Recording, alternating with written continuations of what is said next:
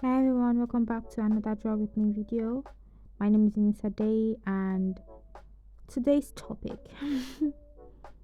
Actually, before we start with today's topic, I just want to point out that this video is extremely long. It's almost an hour and a half long.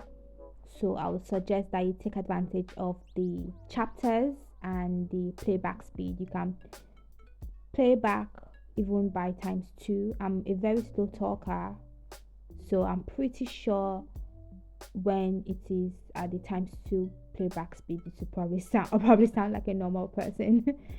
um yeah, so but if you want to watch the video live, this is just at a two times speed, so you get to see all the details of me drawing. Anyways, back to today's topic. This topic was inspired by the old try guy situation. If you're not familiar with it, I'll give you a quick summary of what the situation is about. So there are four guys in this group. All of them have wives except for one. And one of the men that have wives, they talk about their wife constantly, like almost to a fault. But people really admire that about him, how much he praised his wife, how much he loved his wife. I don't even watch their content, but I remember watching some of their content from the BuzzFeed days, and I remember clearly how often it talks about his wife. And the perfect description for him is the wife guy. He talks about his wife a lot. Everybody knows that he supposedly loves his wife, only to find out that he cheated on his wife. And it's hard to believe that somebody that loves his wife so much will also cheat on her. That's, for me, is just, yeah, unbelievable. So maybe he doesn't love his wife as much as we thought he does. And the worst part is that he was having an affair with an employee, someone that he employed in his own company, someone that his wife sees every day. And it doesn't even seem like they were trying to hide the affair or the relationship or whatever it might be. And the person that he was cheating with also has a partner. And they were so open about their affair that they were doing it in public, and they were caught kissing in an Harry Styles concert, which is insane. That's like the most public place ever to, expose yourself. Anyways, it got caught. His friends found out. They were really disheartened, and the fact that he was having an affair with an employee could lead to a potential lawsuit. There are many videos about this and why it's very wrong for him to have done this. You can watch those videos on YouTube. Anyways, so yeah, he has been caught. One thing I find interesting actually is some people are saying that, why is this such a big news? Cheating is very common. Just because something is common and a lot of people do something doesn't mean it should be normalized, and doesn't mean that people should accept that. Cheating is one of the worst offense you can do in marriage. You've completely ruined the trust that you have in your relationship by cheating on your partner. And the fact that some people are like, yeah, it's normal, it happens a lot. It's so scary that people are like, because it happens a lot, we shouldn't, condemn his actions, and his action is not a big deal. It is a big deal. His whole brand was based on him loving his partner, and he completely destroyed it. He ruined his own career. Whatever judgment is fellow try guys had was very justified. The fact that he was fired from the team, from the company, in my opinion, is very justified because he broke their trust and he broke protocol, being a boss in the company. Anyways, yeah, if you want to know about that story, you can Google on YouTube Ned Try Guys situation. You find cheating, whatever, you find it on YouTube. But in this video, I actually wanted to focus on cheating in the art industry and just talk about things that are regarded as cheating or things that are regarded as cheating that is not actually cheating. So that was just the try guy situation was just an inspiration for this video, and I just wanted to give you guys my own thoughts and let you guys know what I think, at the same time sharing my art and talking about cheating in the art industry as well.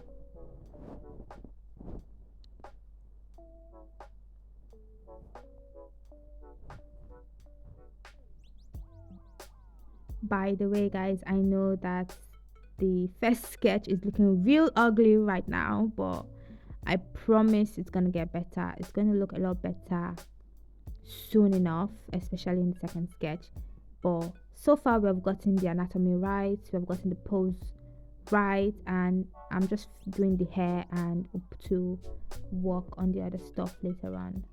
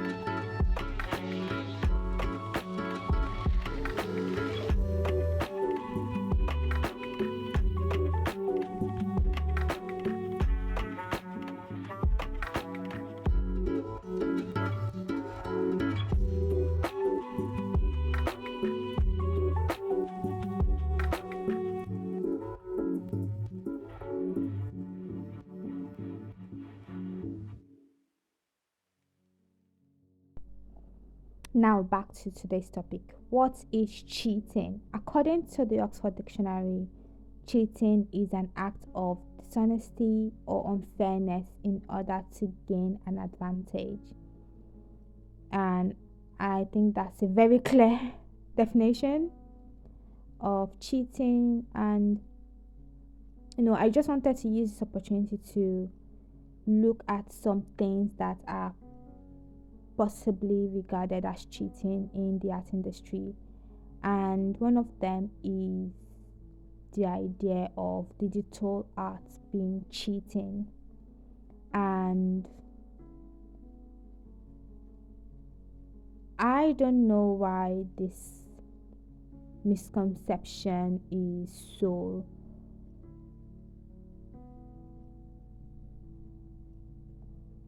I don't know why a lot of people, actually, I do know why. I know why a lot of people think that digital art is cheating, because they don't know what digital art is. I feel like a lot of people, when they think of digital art, the first thing that comes to their mind is what AI does. And we'll be talking about AI soon, because I do believe AI is cheating. But digital art is just a tool. It's a tool that you use to draw. It doesn't teach you how to draw.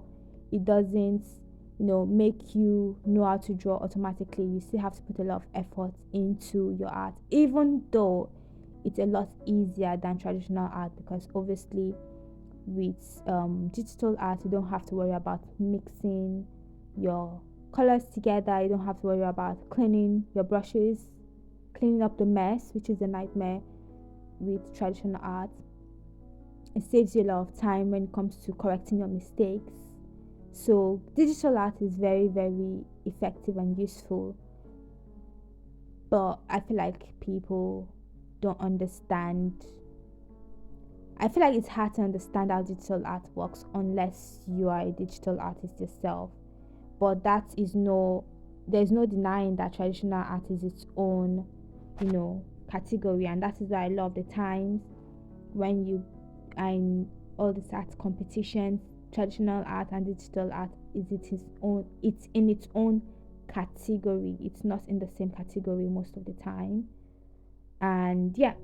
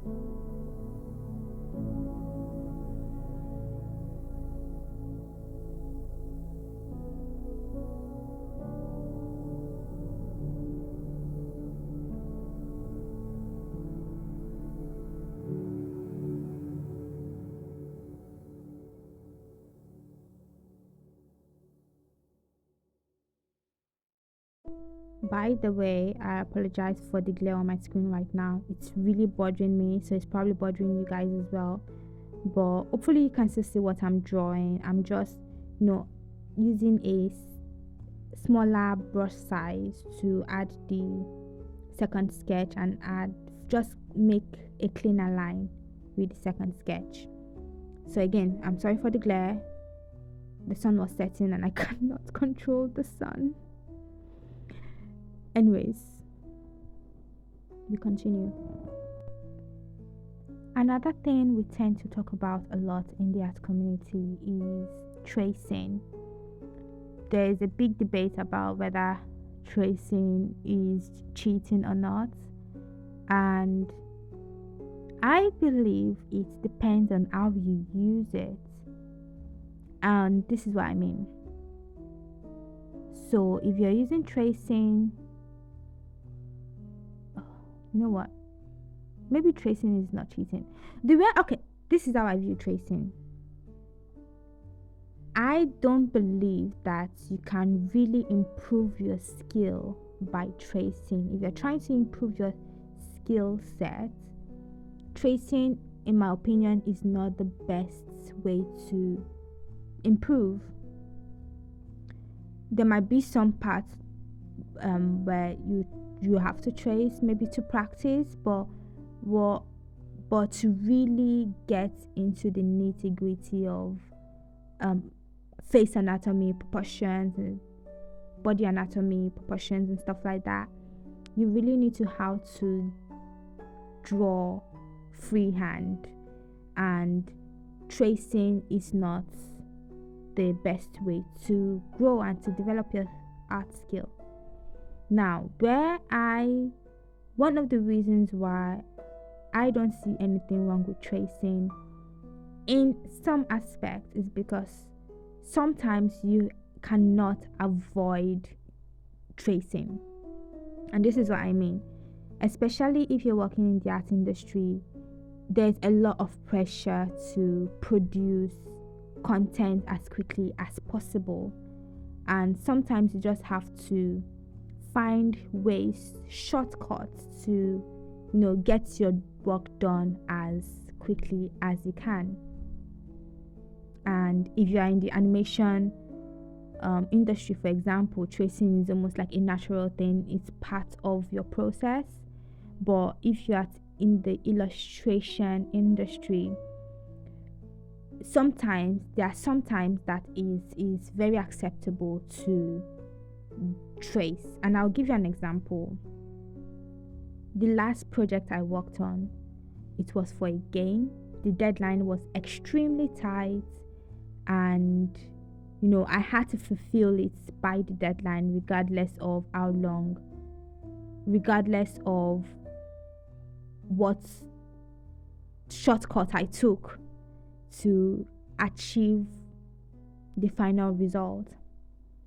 My work, I'm mostly known for my rendering style. People don't hire me for the way I draw or the way I try to replicate someone's likeness.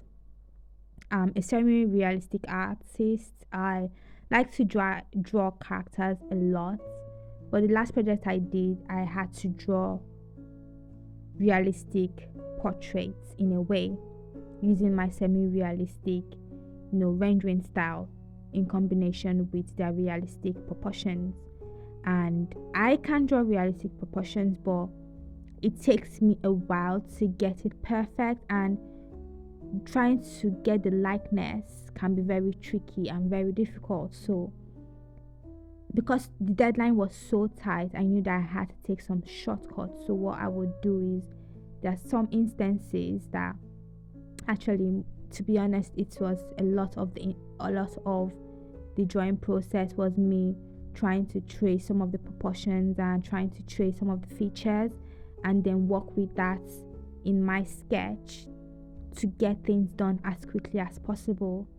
And I don't think my clients care how I get it done, as long as I did. They don't care whether I traced or use some technique that they are not aware of. They like the way I draw, as long as I can replicate that in the final result. That's all that matters to them, and I was able to do that. So in cases like that, I think tracing should be completely normalized and it should be fine.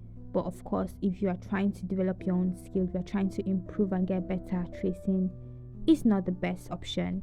We also have a technique called photo bashing, and that is, if you're an illustrator, for example, especially for concept art, sometimes you have to bring like texture of nature or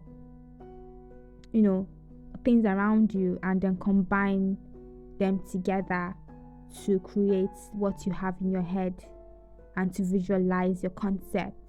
Those things will help you to save a lot of time adding texture and detail into your drawing, and the art industry is definitely in support of that, because it allows them to produce a lot of content at once rather than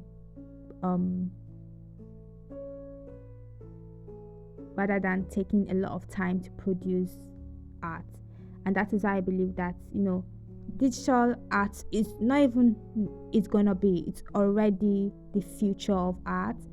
A lot of the art industry require you to know how to draw digitally, because it allows you to produce a lot of content very quickly. You can work in so many industry, in the entertainment industry, animation.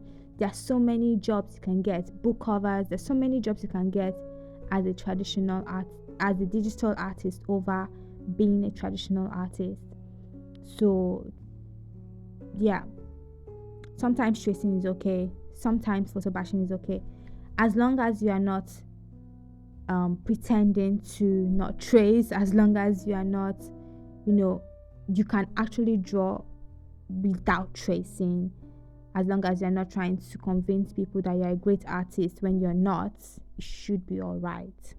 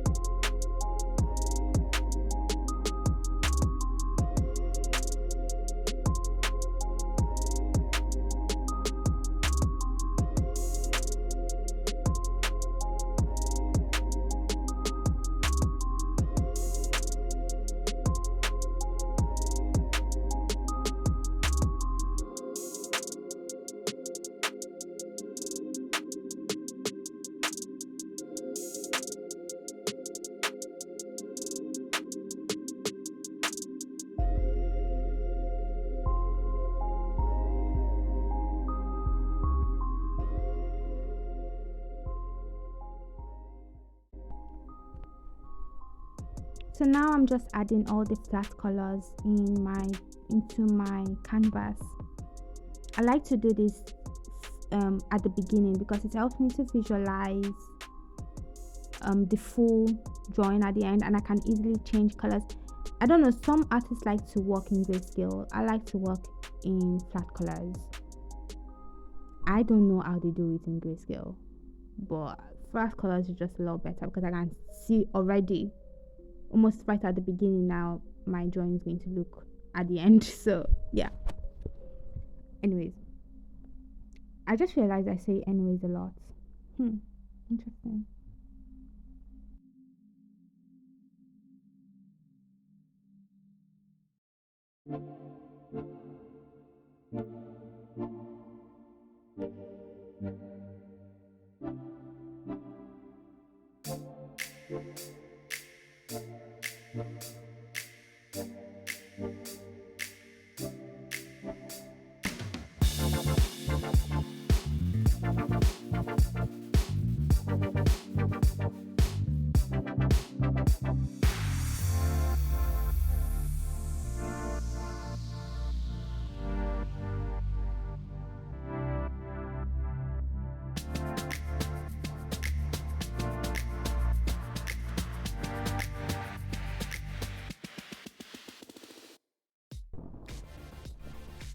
Another technique I feel like people don't like as well is a technique that Rush just actually use a lot in his paintings, but in his case, it's like a full transformation. But sometimes the transformation might not be too extreme. So what I mean is, I don't know how to describe it. It's like photo manipulation, or it's just basically retouching. It's not retouching a photo because they're literally trying to get that artistic look of like drawing and painting, but it's basically you drawing over a photo. That's the best way I can describe it. It's just like me picking up my reference here and drawing over it and painting over it, and a lot of people don't like that, and I can understand why. Rush Dross obviously is a very talented artist, so him doing that doesn't really bother a lot of people. But have if you are not a really skilled artist and you're doing that and making it seem like you drew that from scratch, then it's a little bit questionable, because obviously that is not reflecting your skill set. So I can understand why people are fully against it. But obviously, if that's what you're doing, it's important for you to let your audience know, let the people that are looking at your art know that it's not from scratch, it's not from imagination. And I feel like maybe that's one of the things that you can do with digital art that you can't do with traditional art, that makes people hate digital art so much. But yeah, anything works. Anything, as long as you still know your fundamentals, as long as you're practicing and learning things that doesn't require all these fancy gadgets and fancy tools. As long as you can draw on your sketchbook and it looks as good as your digital art, then you should be fine.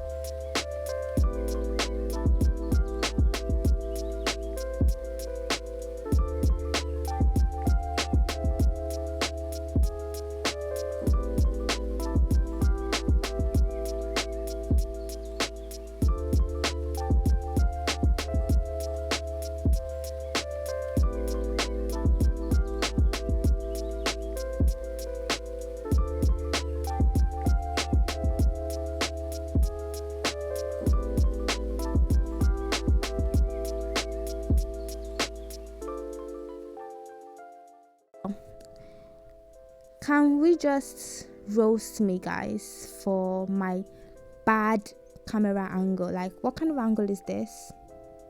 It looks awful. I don't even know why I thought this was a good idea.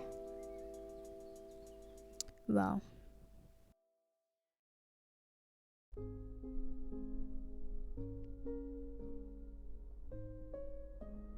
now another thing I want to bring up is AI art. AI art has become very popularized, and a lot of you are probably familiar with it. But if you're not, I'm just going to explain. AI art means artificial intelligence art, and basically what happens is you have a prompt, so you have like a description of what you want your art to have. For example, let's use the prompt of this drawing that I'm doing right here. I can just type in to the AI program and say, girl smiling on a chair looking away from the camera. She's wearing a nice dress with a pink top. Her hair is very curly and there's a cushion behind her. And then you click full stop. Then after that, it's going to show you a number of options, basically visualizing your idea. And yeah, that is AI art. And a lot of artists have been a little bit worried about it because it is believed to probably eradicate the use of artists now.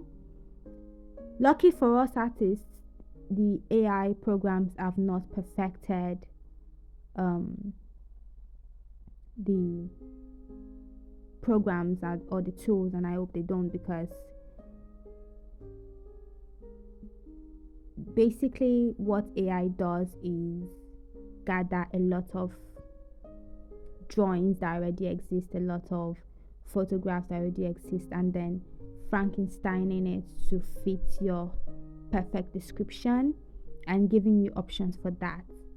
And sometimes I wonder if that is even regarded as art anymore. You know what I'm going to do? I'm going to read the definition for art for you guys, because I feel like that will give us a better understanding of if AI should be called art or not.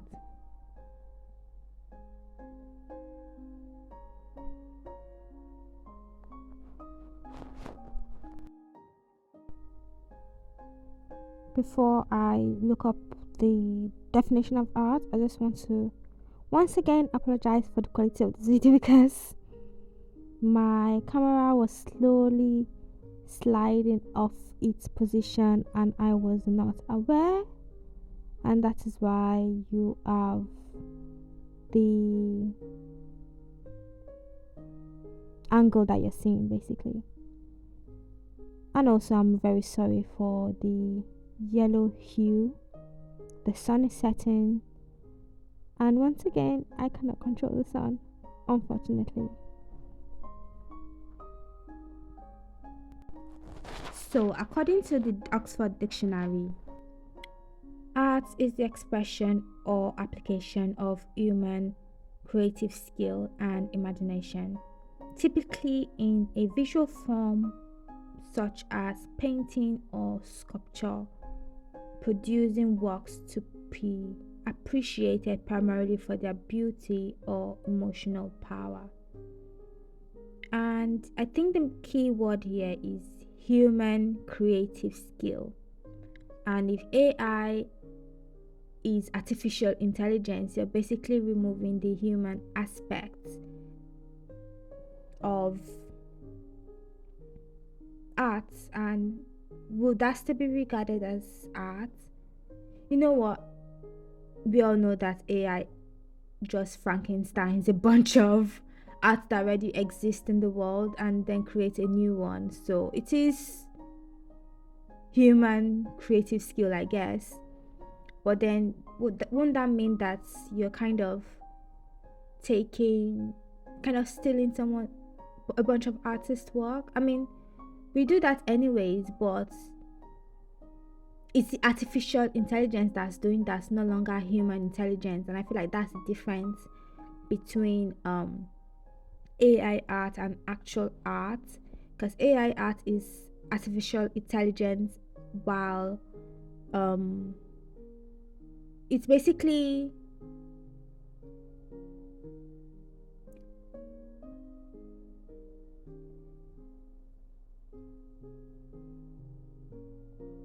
so the way I see it is that you can't be seen as an artist if artificial intelligence is what you're using for your work and not human intelligence.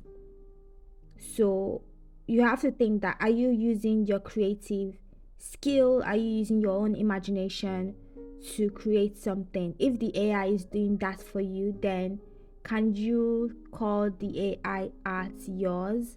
I feel like just writing a bunch of prompts and a bunch of words on the computer is not enough to call yourself an artist. If that was the case, anybody in the world can be an artist. Anybody that is really good at creative writing can be an artist. And I feel like that's where the line needs to be drawn. AI, I think, is very useful, can be a very useful tool to draw up your first draft of concept and ideas. But when you just type in a bunch of words and use some of the suggestions that AI has given you and just touch up on those suggestions and those prompts on those artwork that the AI has provided, can you then say that that's your art? Because it's a little bit like, I don't know, where do we draw the line as to who we call an artist and who we don't? That's my food for thought. So I don't know. There was a competition recently, and the person that won is a digital art competition, and the winner used artificial intelligence to create the artwork that they put up, and they won it because obviously the artificial intelligence brought up a lot of like masterpieces, probably artwork that took months to create, and combined them together in a few seconds. And the person just had to like touch up the details and just make it perfect what the AI has done. And if that's all the person had to do, I'm sure it took a long time. Like he said, it took weeks. I'm sure it did. I don't believe that it didn't. But that's just touching up on what the AI has done for you. Can you still regard that as your art? You are not showcasing your fundamentals in art. You don't have to have the basic knowledge of art to create AI art. You don't have to know much about lighting. You don't have to know much about color theory. You don't have to know much about the things that you can make yourself, to call yourself a master at art. But artificial intelligence can basically do that for you in an instant. And that is where I say, okay, that it doesn't make sense to create art with artificial intelligence and claim it as yours. It just devalues the hard work that artists put into their craft. This hard work takes a long time to perfect. It takes years of perfection.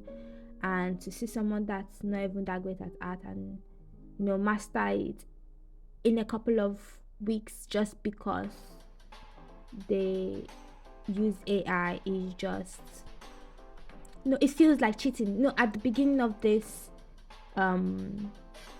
video, we're talking about like what is the definition of cheating, and basically it's defined as cheating is an act of dishonesty or unfairness in order to gain an advantage.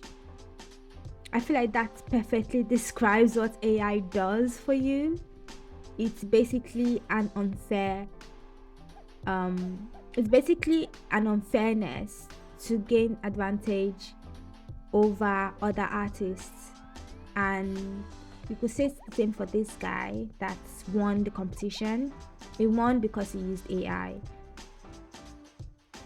Maybe you can use AI, you could possibly use AI to practice and, you know, to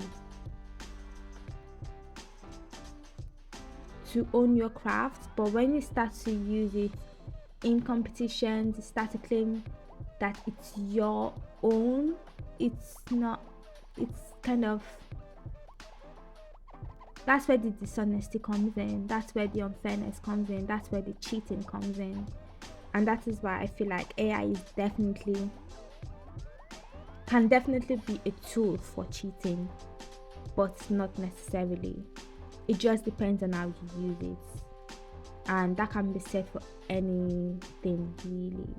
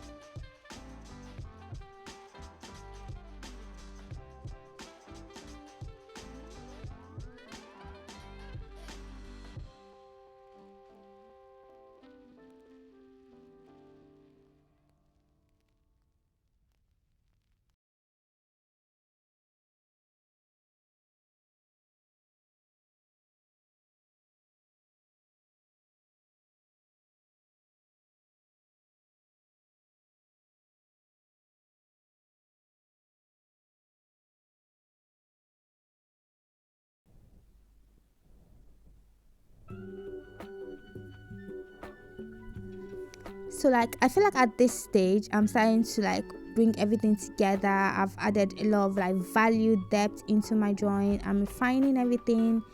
I love how our face look. The face is always the most important part of a character illustration. So I'm really happy with how finally I fixed my camera angle.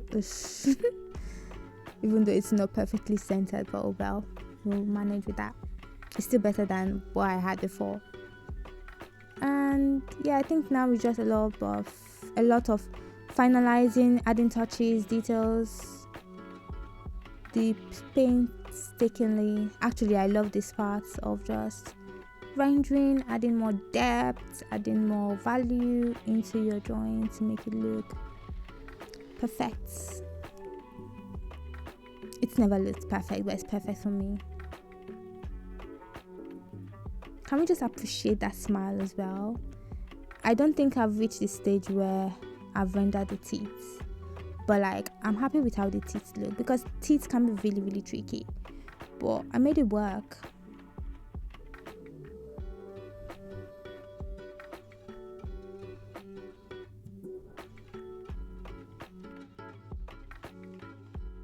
So here I just put my sketch layer in a multiply layer and reduce the opacity so that I can continue with my rendering. And I like to do this just to remove the line art, because, well, it's not line art, the sketch. It's just a way of combining the sketch into, because sometimes you can remove the sketch entirely, but I like to keep the sketch in for the color, the hue, and just add more texture to the drawing, but at the same time erasing the sketch drawing at the same time. What am I talking about? I think because I've spoken for so long, I'm saying gibberish and rubbish now. That's if I've not been saying that from the beginning. So yeah, I'm adding more of the lighter values into the face, and I will do that for everywhere else as well. So like the hair, the clothes, and ignore the background completely.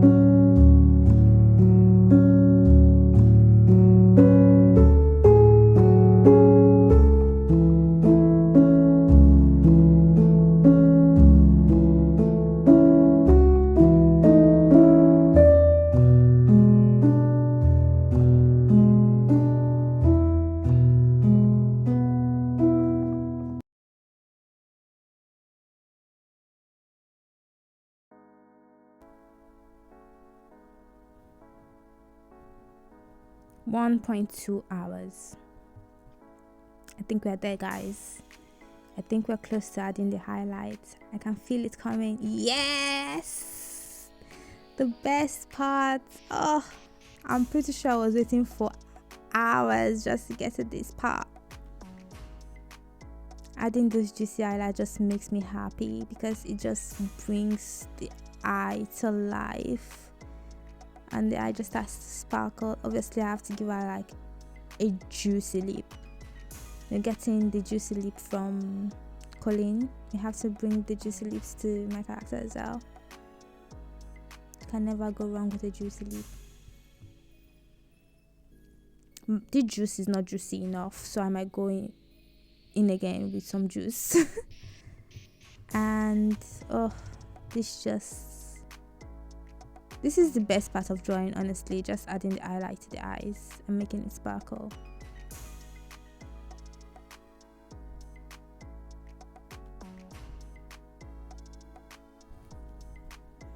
So at this stage, it's just a lot of like refining and adding details and cleaning up my sketch. I've done the face looks complete. I just have to work on the dress as well. Add texture, light, whatever that's needed, and make this work. Yeah.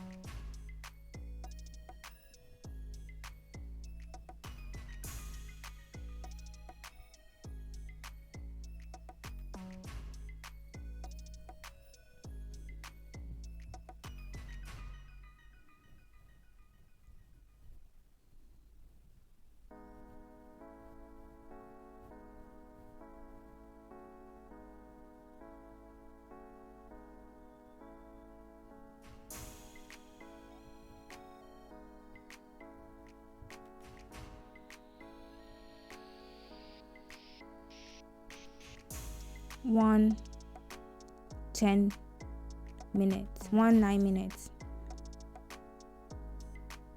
I'm also excited about this stage because I get to add that jewelry. It's gold jewelry, by the way, and you wonder, wait, but Eunice, this is black, not gold. Just wait for what happens, what I do next. Just let me add the shapes and you'll see.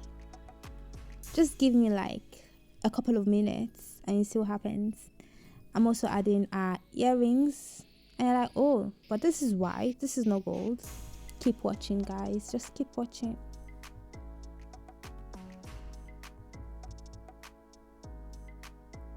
We know I'm adding her bangles. She has a lot of bangles on her wrist, and this is also not gold. What am I doing? But you'll soon see what I'm doing. So I stopped recording with my phone because my phone was dying, so I just decided to continue the screen recording, and I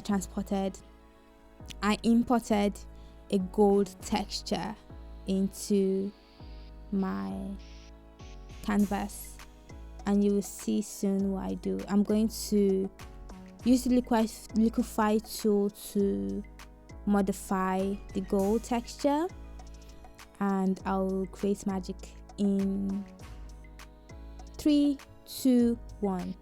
Boom. I've just added gold texture into my jewelry using the clipping mask, and now I can just pick the colors from the gold texture to make. I like to do this just to give more depth into the gold texture and to give it more dimension, but obviously because it looks very like a texture at the moment, it looks very flat, I need to go in with a lot of my own creative skill and imagination. So yeah, I'm just going to focus on rendering this gold so that it looks a little bit more realistic and more 3D.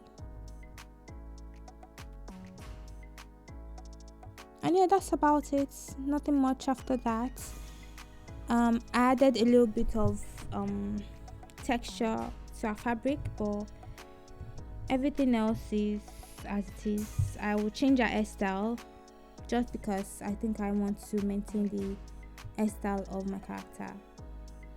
And I probably change the hue of our clothing if I haven't done that already. And I added a little bit more light, but this is the main stuff. And obviously I worked on the background a little bit more as well. And this is the bulk of it all. I think I just spent another additional hour to bring the whole drawing together and to finalize everything. And yeah, you can see that at the end of the drawing.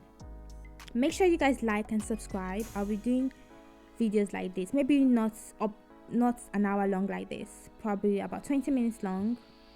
That's usually the normal range of the normal duration of my videos. So if you want to hear me talk about random stuff, watch me draw,